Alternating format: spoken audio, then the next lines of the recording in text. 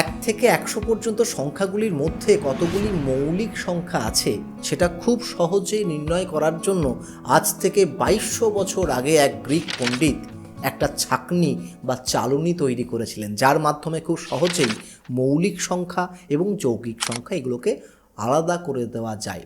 সেই পণ্ডিতের নাম হচ্ছে ইরাটোস্থেনিস, ক্লাস 4-এর বইয়ে রয়েছে। এবং এই যে চালনী বা ছাঁকনি, তাকে বলা হয় ইরাটোস্থেনিসের চালনী বা ছাঁকনি। এটা কি কাজে লাগে? ১ থেকে ১০০ পর্যন্ত মৌলিক এবং যৌগিক সংখ্যাগুলোকে খুব মজা করে খেলার ছলে শিশুরা আলাদা করতে পারে। এই প্রসঙ্গে আমাদের জানতে হবে যে মৌলিক সংখ্যা কাকে বলে। যে সকল সংখ্যাগুলিকে এক এবং সেই সংখ্যা ছাড়া অন্য কোনো সংখ্যা দিয়ে ভাগ করলে মেলে না, তাকে মৌলিক সংখ্যা বলা হয়। যেমন ধরুন ৩ বা ৫।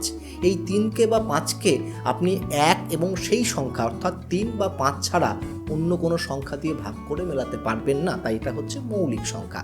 ১০ তাকে ১ দিয়েও ভাগ করে মিলে যায়, ১০ দিয়েও ভাগ করে মিলে যায়, এছাড়াও কিন্তু ২ বা ৫ দিয়ে ভাগ করলে মিলে যায়, তাই ১০ হচ্ছে যৌগিক সংখ্যা। তাহলে এই মুহূর্তে আপনার কাছে যৌগিক এবং মৌলিক সংখ্যার ধারণাটি পরিষ্কার হলো।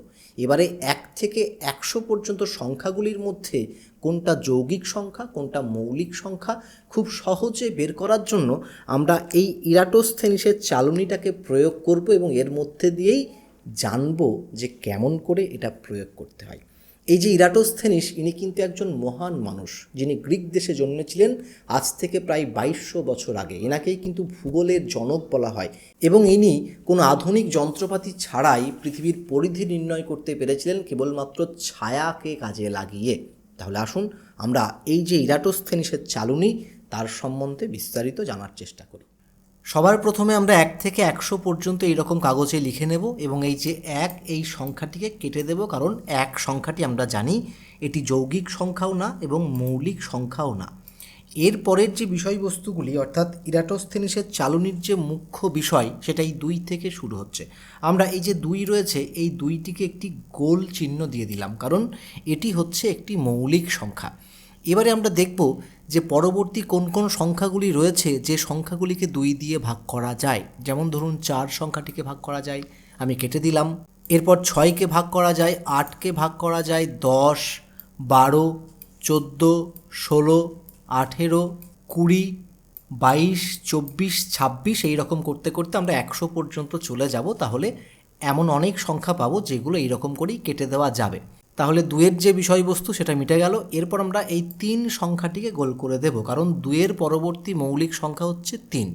এবারে আমাদের দেখতে হবে যে এই বাকি সংখ্যা যেগুলো পড়ে থাকলো তার মধ্যে কোন কোন সংখ্যা এই ৩ দ্বারা বিভাজ্য। যেমন ধরুন এখানে ৯ রয়েছে ৩ দ্বারা বিভাজ্য, তাহলে ৯টিকে কেটে দিলাম। এরপর ১২ এর আগেই ২ দ্বারা বিভাজ্য হয়ে গেছে, তাহলে কোনো কিছু করার দরকার নেই। এরপরে দেখুন ১৫ রয়েছে যেটা ৩ দ্বারা বিভাজ্য। এরপরে ১৮ ২ দ্বারা বিভাজ্য বলে কেটে দিয়েছি। ২১ ৩ দ্বারা বিভাজ্য, ২৪ আগেই কেটে দেওয়া হয়েছে, ২৭ ৩ দ্বারা বিভাজ্য, ৩০ ৩ দ্বারা বিভাজ্য, ২ দ্বারাও বিভাজ্য। এরকম করতে করতে আমরা ১০০ পর্যন্ত যে সংখ্যাগুলি ৩ দ্বারা বিভাজ্য সেগুলোকে আমরা কেটে দেব। এবার দেখুন ৪-এর পালা। যেহেতু ৪ এই ৪ সংখ্যাটি ২ দ্বারা বিভাজ্য, কাজেই এখানে আমরা কিন্তু অলরেডি সেই সকল সংখ্যাগুলোকে কেটে দিয়েছি যেগুলি ৪-এর দ্বারা বিভাজ্য হওয়ার সম্ভাবনা থাকে।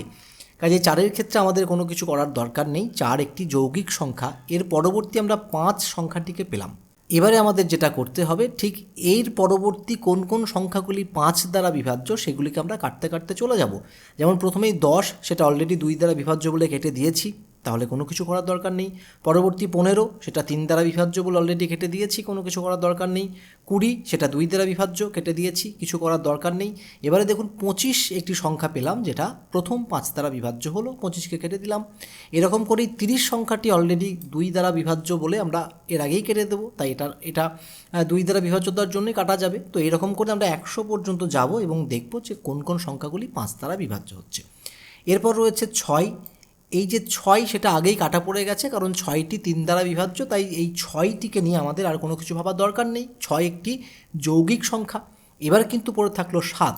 এই ৭ সংখ্যাটিকে আমরা গোল করে দেব এবং একই নিয়মে দেখতে দেখতে যাব যেখানে কোথায় এমন সংখ্যা রয়েছে যে সংখ্যাটি ৭ দ্বারা বিভাজ্য। যেমন একটি উদাহরণ হচ্ছে ১৪ ৭ দ্বারা বিভাজ্য, সেটা ২ দ্বারা বিভাজ্য হওয়ার জন্য আগে আমরা কেটে দিয়েছি। ২১ কিন্তু ৭ দ্বারা বিভাজ্য, কিন্তু একই রকমভাবে ৩ দ্বারাও বিভাজ্য, তাই আমরা আগেই কেটে দিয়েছি। তো এরকম করে আমরা 1 থেকে 100 পর্যন্ত দেখতে দেখতে যাব, এমন কোন সংখ্যা বাকি থাকলো যেটা এখনও কাটা পড়েনি অথচ 7 দ্বারা বিভাজ্য।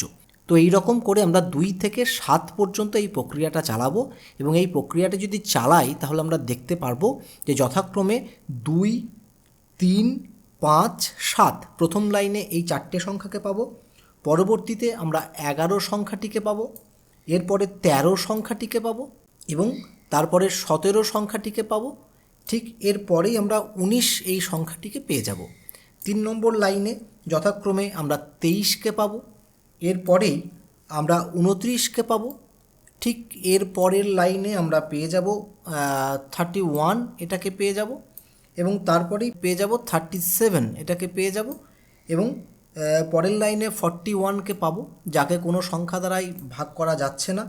তারপরে আমরা 43কে পাবো, একেও কোনো সংখ্যা দ্বারা ভাগ করা যাচ্ছে না। এরপর যথাক্রমে 47 যাকে ভাগ করা যাচ্ছে না, 53 যাকে ভাগ করা যাচ্ছে না, এরপর আমরা পাবো 59 যাকে ভাগ করা যাচ্ছে না। এরপরেই কিন্তু রয়েছে 61 যাকে কোনো সংখ্যা দ্বারাই ভাগ করা যাচ্ছে না। অর্থাৎ যে সকল সংখ্যাগুলিকে আমি গোল করছি এবং মুখে বলতে বলতে যাচ্ছি যে ভাগ করা যাচ্ছে না, এগুলো সবই কিন্তু হচ্ছে মৌলিক সংখ্যা। তো মৌলিক সংখ্যার একটা চার্ট কিন্তু কম বেশি আমরা পেয়ে গেছি। হ্যাঁ, এখানে 97 আছে যেটা মৌলিক সংখ্যা, এখানে 83 আছে যেটা মৌলিক সংখ্যা। তো এইরকম করে আমরা যদি ছেঁকে ফেলি তাহলে দেখুন এই 2, 3 যেগুলো গোল করে দিয়েছি এগুলো হচ্ছে মৌলিক সংখ্যা, যেগুলি কাটা গেছে সেগুলি হচ্ছে যৌগিক সংখ্যা। তো এই রকম করেই এই ছাঁকনি, এটা হচ্ছে একটা ছাঁকনি যেটা হচ্ছে ইরাটোস্থেনিসের ছাঁকনি। এই ছাঁকনিটাকে ব্যবহার করে আমরা কিন্তু যৌগিক সংখ্যা এবং মৌলিক সংখ্যা 1 থেকে 100 পর্যন্ত সেগুলোকে পৃথক করতে পারলাম। এবার এখানে সবথেকে ইন্টারেস্টিং বিষয় হচ্ছে এই যে 2, এই 2টিকে আমরা অনেকেই কিন্তু যৌগিক সংখ্যা বলে মনে করি, কিন্তু 2 কোনো দিনই যৌগিক সংখ্যা না, সেটা হচ্ছে একটা মৌলিক সংখ্যা। কারণ 2কে 2 দিয়েই শুধু ভাগ করা যাচ্ছে এবং 1 দিয়ে ভাগ করা যাচ্ছে, তার থেকে আর বেশি এমন কোনো সংখ্যা নেই যেটাকে 2 দিয়ে ভাগ করে মিলে যাচ্ছে, তাই 2 কিন্তু একটি মৌলিক সংখ্যা। তাহলে আজকে এই ভিডিওটি আপনার কেমন লাগলো? যদি ভালো লাগে তাহলে অবশ্যই যারা ফেসবুক থেকে দেখছেন তারা চ্যানেলটিকে ফলো, এবং যারা ইউটিউব থেকে দেখছেন তারা এই চ্যানেলটিকে সাবস্ক্রাইব করে দেবেন।